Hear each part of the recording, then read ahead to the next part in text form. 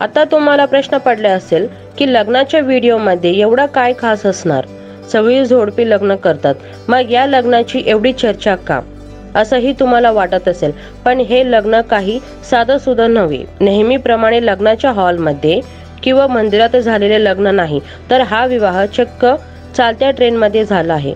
वाचून तुम्हीही आश्चर्यचकित झालात ना? पण हे खरं आहे. एका जोडप्याने चक्क चालत्या ट्रेनमध्ये एकमेकांशी लग्न केलं. आतापर्यंत तुम्ही हे फक्त चित्रपटात पाहिलं असेल, पण हे प्रत्यक्षात घडलं आहे.